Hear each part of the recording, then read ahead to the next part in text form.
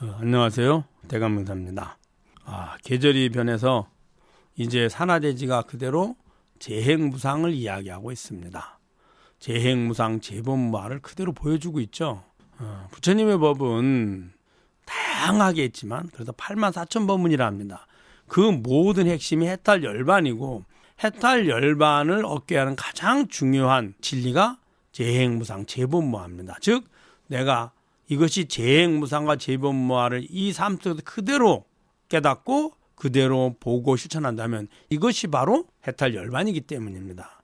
재행무상 재본무화를 항상 언제 어디서나 알려고 하면 그대로 느끼고 보려고 하면 그 마음의 주인인 자성으로 돌아가면 됩니다. 그래서 견성성불이라고 이야기하는 거고요.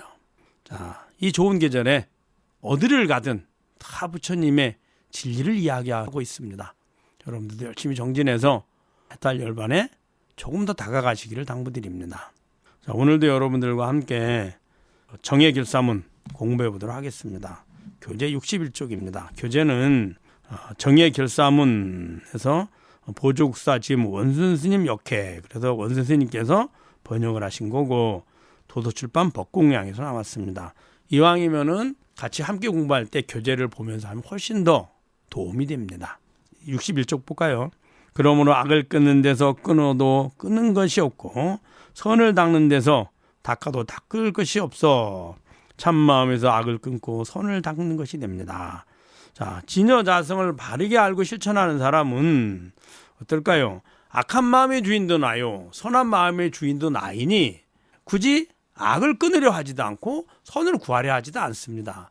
악한 마음이 일어나면 악한 마음의 주인을 찾고 선한 마음이 일어나면 선한 마음의 주인을 찾지 악을 버리고 선을 유지하려고 하지 않습니다.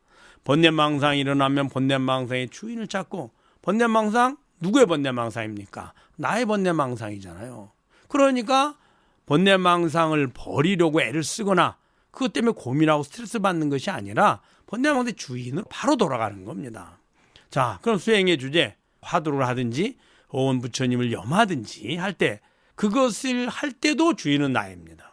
그 주인을 깨닫는 것이 해탈열반이므로 번뇌망상을 버리려고 하는 것도 해탈열반을 위해서 하는 것이고 또 내가 부처님의 명호라든지 그것을 염하는 것도 해탈열반을 얻으려고 하는 것이고 이빠산을 통해서 예서 신념처 몸의 행위를 그대로 지켜보는 것, 또 수념처 감각을 그대로 지켜보는 것, 심념처 마음을 지켜보고 알아차리는 것, 이것 또한 해탈열반을 위해서 하는 겁니다.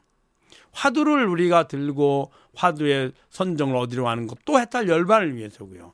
그러면 해탈열반이란 지금 번뇌망상을 일으킴을 보고하는 나로 돌아가시는 것이고 내가 윗바산을 통해서 나의 행위, 나의 감각, 나의 마음을 보고 알아차리는 주인으로 돌아가시는 것이고 예를 들어서 부처님의 명호를 집중하는 것도 그걸 보고하는 나로 돌아가기 위함입니다.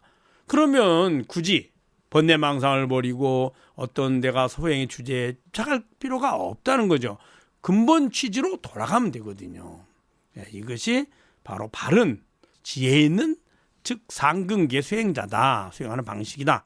이렇게 얘기한 겁니다. 그래서 뭐라 했냐면 악을 끊는데도 끊는 것이 없다. 악을 버리는 것이 아니라 버리는 것도 또 마음이잖아요. 그런 것이 아니라 악한 마음이 일어나면 악한 마음이 주인으로 돌아가면 악한 마음은 저절로 사라지게 되거든요.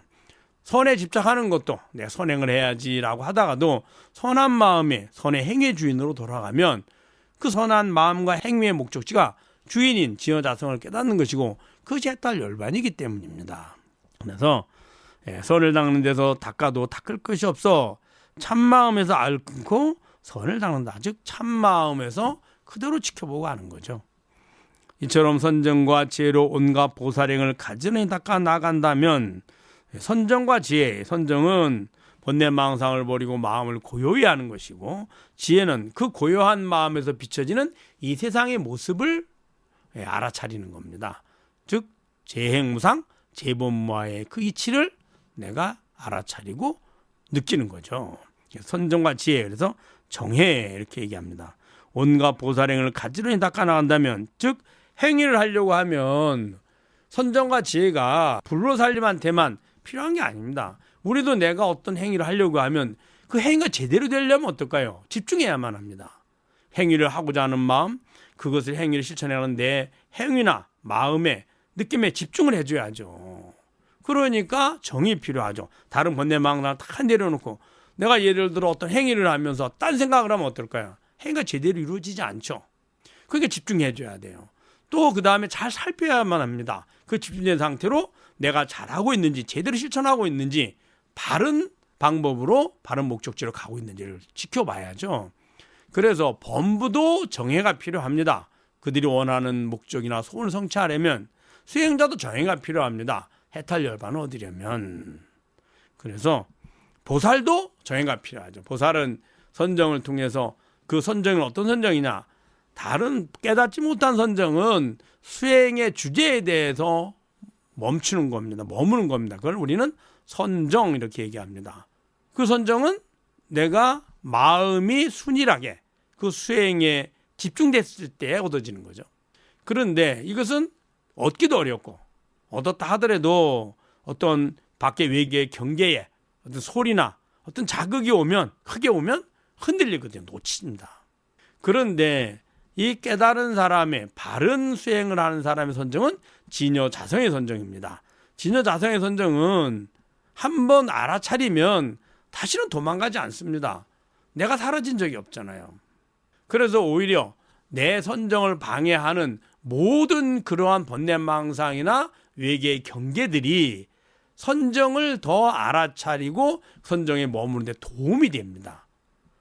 큰 소리가 나면 큰 소리 보고 듣고 하는 나로 돌아가면 되고요. 번뇌망상이 일어나면 번뇌망상의 주인으로 돌아가면 됩니다. 그래서 모든 조건들이 다 선정을 유지하는데 도움이가 되죠. 그래서 선정과 죄로 온갖 보살행을 가지런히 닦아낸다. 그래 가지런히 선지의 그 핵심인 진여자성에 머물러서 그 진여자성에 머물러서 이 세상을 보면 모든 것이 다 실체하지 않는 내 마음의 환영, 즉 반야로 보입니다. 그 반야의 모습이 바로 재행무상, 재본무하고요. 이를 어찌 부질없이 칙문만 지키는 어리석은 선객이나 문자만 찾는 경솔한 학인의 수행과 비교할 수 있습니까? 바른 수행하는 사람과 그저 번뇌망상을 버리고 마음을 고요해서 그 선정만 구하는 그런 사람들과 혹은 또 문자나 언어를 통해서 부처님의 경전이나 혹은 조사 스님들의 가르침을 배워서 익히려고 하는 사람들과 어찌 똑같겠느냐라고 하는 겁니다. 자, 그 다음으로 볼까요? 63쪽입니다. 개정의 사막에 대하여 선수행법은 가장 부처님 마음자리에 가까워 자신의 성품에 있는 부처님의 공덕을 드러나게 하는 것입니다. 선이란 마음을 고요히 해서 그 마음의 주인인 자성을 깨우는 방법을 선이라 합니다.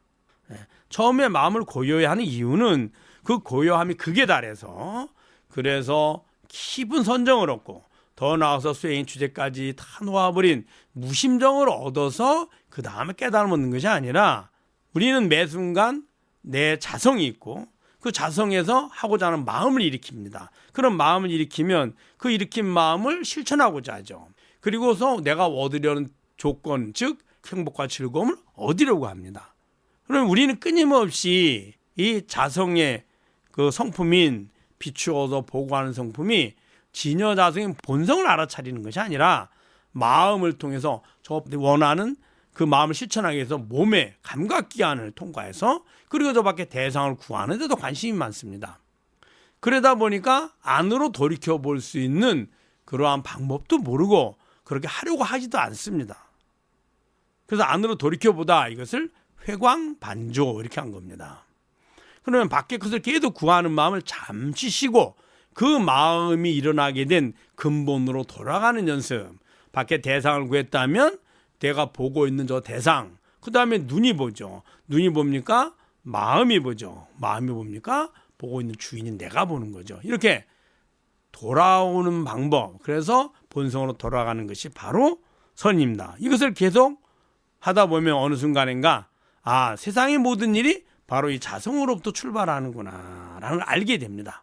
그럼 더 이상 구할 필요가 없이 자성에 머무는 것이 가장 효과적인 행복을 얻는 방식임을 알게 되죠.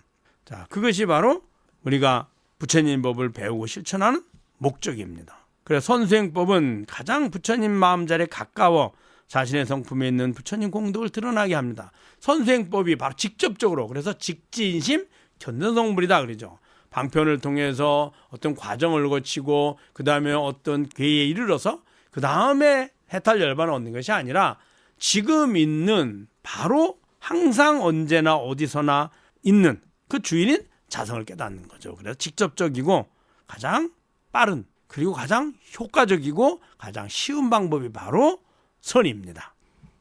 여기서 그 이야기를 한 겁니다. 부처님의 공덕을 드러나게 한다. 공덕이 바로 진여자성을 깨닫는 걸 말하거든요.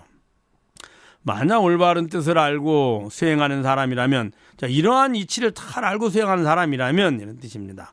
24시간 행주자 어묵동정 모든 생활 속에서 생각마다 텅 비어 그윽하고 마음마다 밝고 미묘하여 온갖 공덕의 신통광명이 그의 삶 속에서 모두 드러납니다. 자, 이러한 이치를 알고 수행하는 사람은 24시간 24시간 하루 종일 내가 있잖아요. 그러니까 내 마음이 있고 나의 행위가 존재하잖아요. 그럴 때마다 자성으로 돌아가서 그 텅 비어 그윽한 그 자성의 성품입니다. 왜 텅 비었다 하느냐? 자성의 마음이 있지 않습니다. 거울 속에 마치 물건이 없는 거랑 같습니다. 마음은 자성이라는 바탕 위에 비춰진 이제껏 내가 지금 들어오는 이 순간에 들어오는 안이설신의 감각의 정보, 그래서 안식, 이식, 피식, 설식, 신식이라고 하고요. 그 다음에 기억된 정보, 의식이죠. 이것들이 자성이 비춰지는 거거든요. 자성이 있죠. 그래서 텅 비었다 합니다. 텅 비어서 그윽하다. 우리가 중생들이 쉽게 할 수 없는 아주 깊고 현묘하다. 그래서 그윽하다 이렇게 표현합니다. 마음마다 밝고 미묘하여. 왜 밝고 미묘합니까? 있는 그대로 어느 것 하나 속이지 않고 있는 그대로 비추고서 알거든요. 마치 캄캄하면 우리가 잘 모르잖아요. 빛이 없으면. 근데 빛을 켜면 우리가 알 수 있는 것처럼 진여자성은 있는 그대로를 항상 알아차리거든요. 비춰서 압니다. 그래서 마음마다 밝고 미묘하여 온갖 공덕의 신통광명이 그의 삶 속에서 모두 드러납니다. 그래서 온갖 공덕 신통광명이란 그 거울이 있어야 사물이 비추는 것처럼, 혹은 스크린이 있어야 필름에 있는 그 현상된 영화의 내용이 나타나는 것처럼 자성이 있어야 마음을 드러내거든요. 드러납니다. 그 마음이 그대로 드러나서 마치 중생의 눈에는 실제 현실인 거, 현실로 실제로 존재하는 것과 같이 느껴지거든요. 이런 걸 성소작지라고 그러는데 그렇게 실천합니다. 그래서 신통광명, 신통이 뭡니까? 마음에 있는 것을 우리가 보통 상식적으로 몸을 움직여서 행위를 통해서 조금씩 이루어가는 것이 아니라 마음을 그대로 현실에 드러나는 거, 그걸 신통이라 하잖아요. 그래서 신통광명이다 이렇게 한 겁니다. 그의 삶 속에도 모두 드러납니다.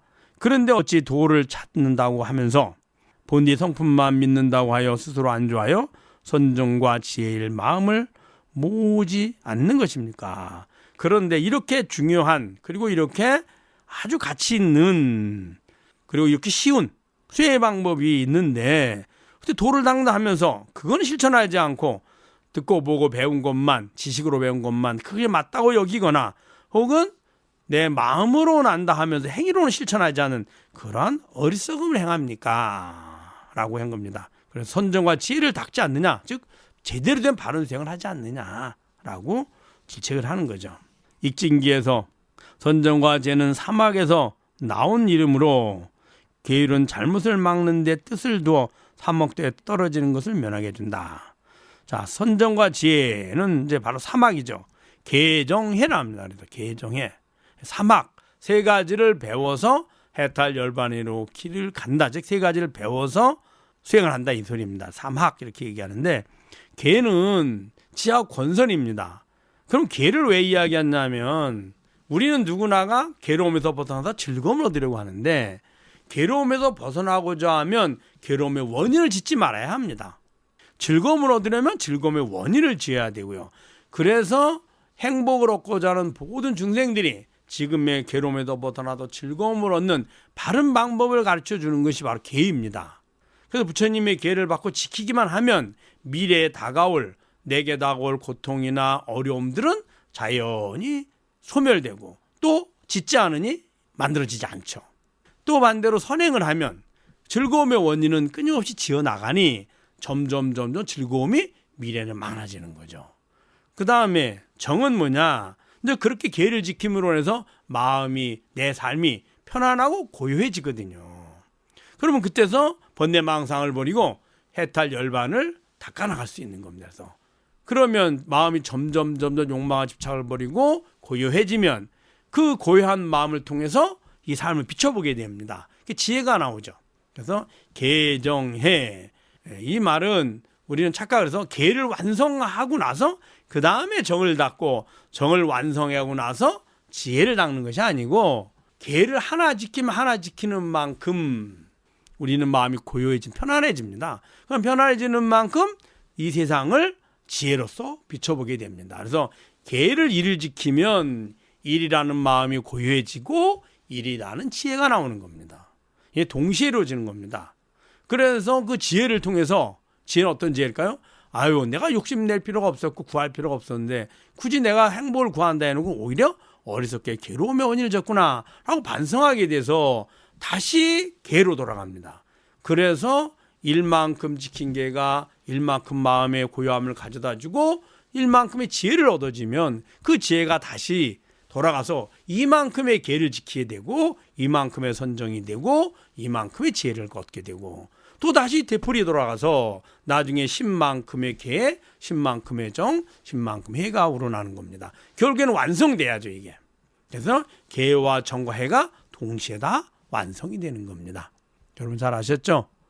여러 번 듣고 여러 번 읽어보시고 그리고 스스로 사유하고 통찰해 보시기를 당부드립니다. 다음 시간에 뵙도록 하겠습니다. 감사합니다.